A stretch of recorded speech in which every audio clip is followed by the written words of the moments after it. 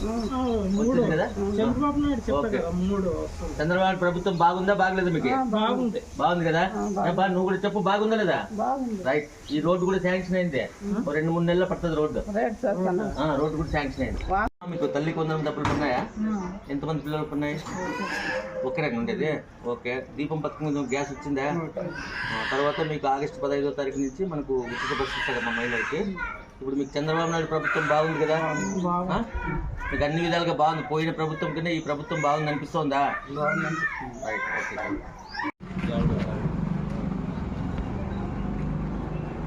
చిన్నపిల్లలు ఉన్నారు మనకు, చదువుకున్న పిల్లలు. తల్లికి వందనం పడిందా?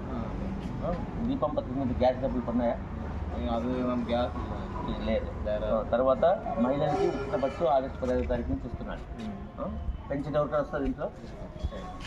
చంద్రబాబు నాయుడు అన్ని చెప్పినట్టు మాట నిలబెట్టుకుంటున్నాడు కదా?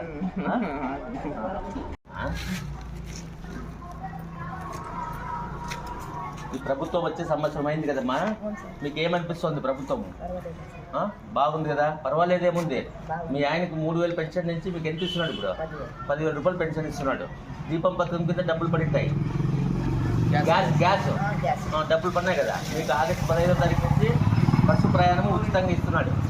అమ్మా, పెన్షన్ మీకు 3,000 నుంచి 10,000 చేసినాడు. మరి అన్ని మాటలు నిలబెట్టుకుంటున్నాడు కదా? రైట్. మీకు తెలుగుదేశం బాగుంది కదా అంటే? బాగుందనా? రైట్ అమ్మా.